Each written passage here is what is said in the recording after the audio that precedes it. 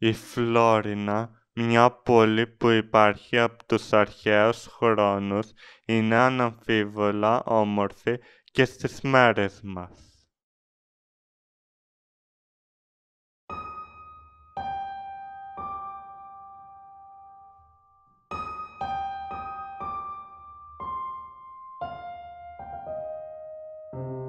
Πλαισιωμένη από ψηλούς λόφους και πεδιάδες, τέμνεται από τον ποταμό Σακουλέβα και με υψόμετρο πάνω από 650 μέτρα, πολλές φορές το χρόνο, κατά τους χειμερινούς μήνες, τίνεται στα λευκά.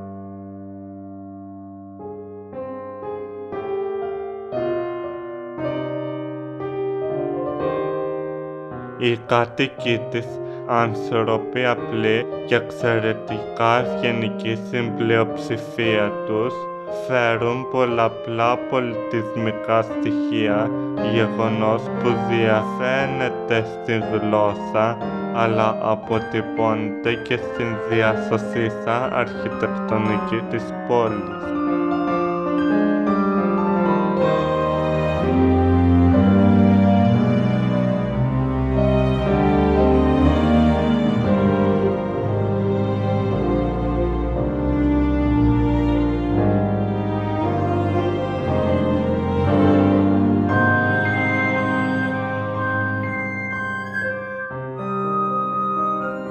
Ο ανεποψίαστος διαβάτης εύκολα θα μαγευτεί από το βουκολικό τοπίο, τα σπίτια με τις δίρυχτες και τετράριχτες κεραμοσκεπές και την παλιά πόλη.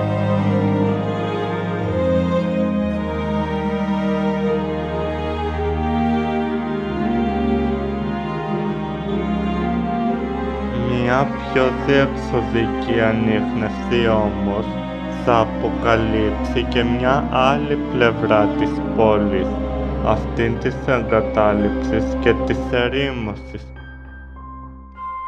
Πληθώρα κτηρίων είναι παρατημένα στην αργή αλλά σίγουρη μοίρα της κατάρρευσης. Ήδη αρκετά από αυτά έχουν γκρεμιστεί.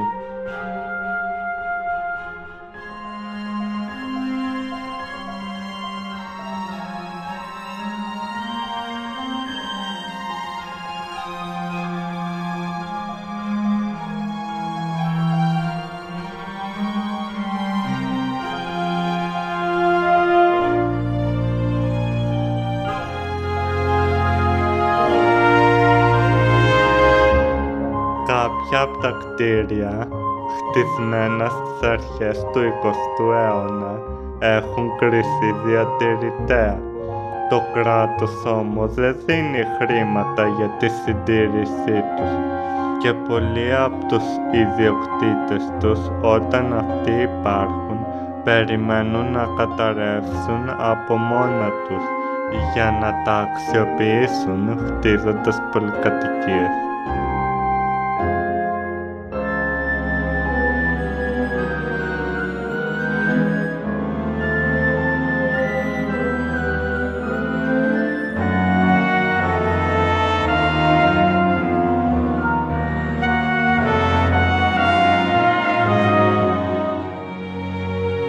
Άλλα είναι σπίτια που χτίστηκαν πιο πρόσφατα και απλά είναι ακατοίκητα για πολλά χρόνια.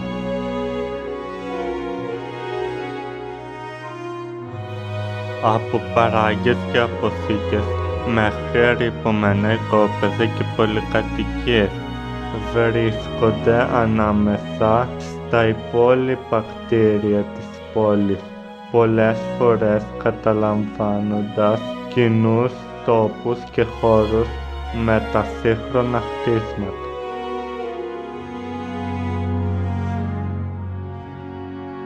Σε αντίθεση με τον άνθρωπο, η φύση φαίνεται πως έχει ιδιαίτερη προτίμηση στα κτίρια αυτά. Δεν χάνει ευκαιρία να τα αγκαλιάσει, σχεδόν να τα καταπιεί. Είναι Είναι εξαιρετικά ενδιαφέρουσα η παρέμβαση του φυσικού στοιχείου και το αποτύπωμα που αφήνει.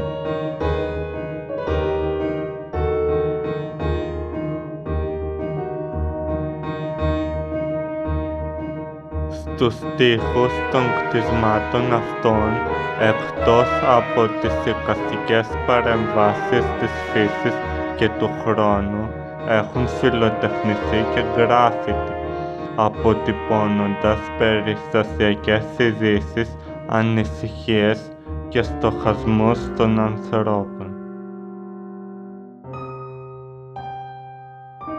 Εντύπωση μας προξενεί το γεγονός ότι παραπλεύρος των περισσότερων κτισμάτων βρίσκονται κάδοι απορριμμάτων.